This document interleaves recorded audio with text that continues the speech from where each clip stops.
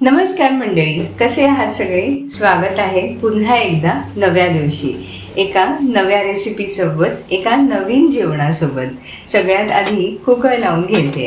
काल रात्री सफेद वाटाणे भिजत घातलेले, छानपैकी फुललेत, मस्त टरटरून फुगलेत. कुकरमध्ये तळापर्यंत पाणी घालून घेतले आणि आता हे सुंदर वाटाणे आपण त्याच्यामध्ये शिजवून घेणार आहोत. बघा किती मस्त दिसत आहेत ना सफेद वाटाणे. आता यापर्यंत सफेद वाटाण्याच्या लेवलपर्यंत आपल्याला पाणी घालून घ्यायचं आहे आणि त्याच्यामध्ये थोडंसं मीठ ॲड केलं आहे मी चवीनुसार आणि त्याच्यामध्ये थोडंसं हिंग टाकते मी उकडताना, म्हणजे त्याचा वास एकदम छान येतो कुकर उघडल्यावर किंवा शिटी झाल्यानंतर. त्यासोबत आज सुक्या भाजीमध्ये तोंडलीची भाजी करायचं बेत आहे. तोंडलीची भाजी कापून घेतली आहे आणि आता स्वच्छ धुवून घेऊया. या भाजीला थोडीशी माती अशी चिकटलेली असते, ती थोडी ट्रिकी असते निघणं, त्याच्यामुळे थोडा वेळ मी पाण्यात भिजत ठेवते म्हणजे ती माती अगदी सहज निघते. छान अशी स्वच्छ धुवून घेतली तोंडली आणि आता दोन्ही कडा कापून घेतल्यात. अशी मधून कट करायची आणि बघायचं की ती मधून लालसर तर नाही आहे ना. मी तरी जेवणात अशी लाल झालेली तोंडली वापरत नाही, कारण त्याने चव बिघडते असं मला पर्सनली वाटतं. त्याच्यामुळे आज योगायोगाने अतिशय लाल तोंडली मिळाली कशी माहिती नाही, पण जी सफेद आणि अशी हिरवीगार होती ना आतून, ती खूप चविष्ट होती.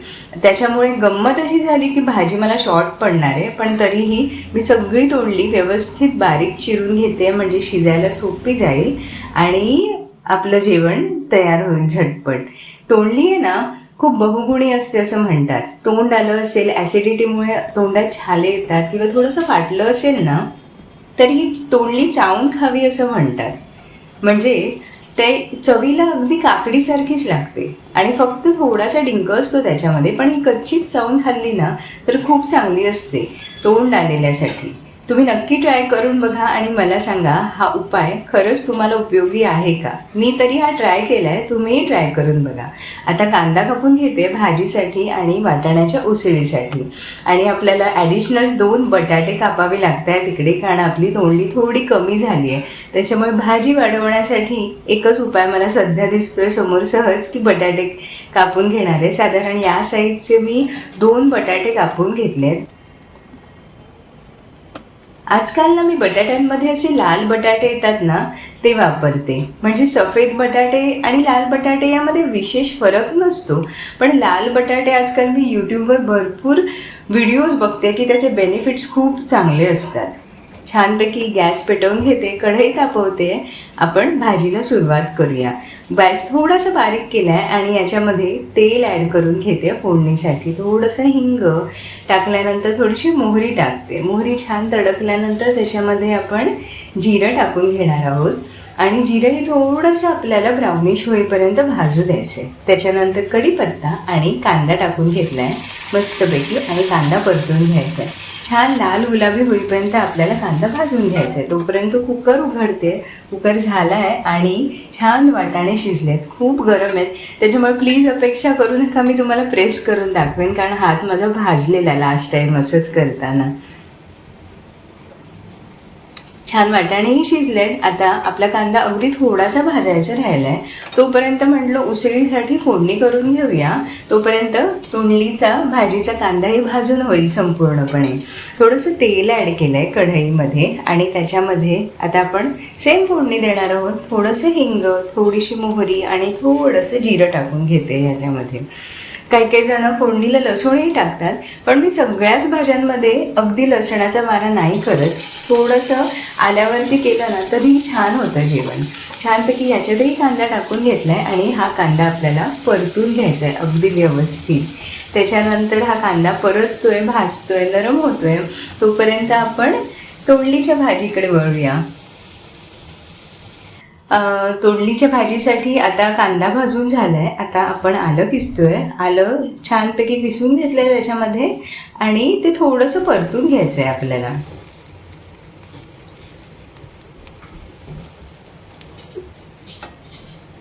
छान आलंही आपलं ब्राउनिश झालं आहे.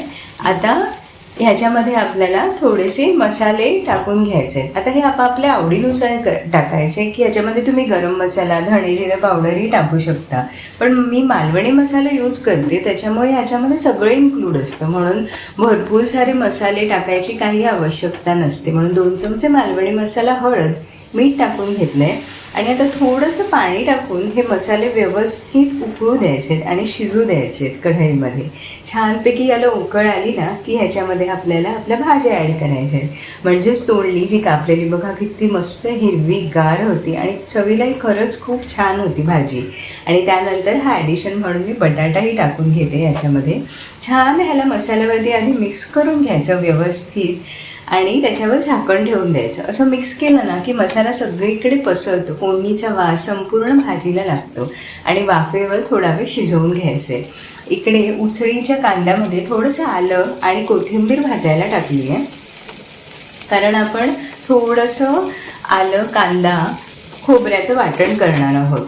त्याच्यामुळे हे झालेलं आहे. कोथिंबीर, आलं आणि थोडासा कांदा जो ब्राउनिश झालेला आहे तो मी बाजूला काढून घेते आणि त्याच्यामध्ये आपण ओलं खोबरं भाजलेलं जे आहे माझ्याकडे ऑलरेडी ते वाटून घेणार आहोत आणि छानपैकी वाटाण्याची ग्रेव्ही बनवणार आहोत. मस्तपैकी उसळीसाठी ही कन्सेप्ट मला खूप आवडते. अगदी नुसती कांदा आणि टोमॅटोची भाजी नेहमी नाही छान लागत, कधीतरी अशी भाजी नक्की करून बघा, खूप आवडेल तुम्हाला. आता ह्याच्यामध्ये मी जो कांदा आपला थोडासा शिल्लक होता आणि थोडंसं तेलही राहिलेलं तळाशी, त्याच्यावरती मी 2 चमचे मालवणी मसाला, हळद टाकून घेते.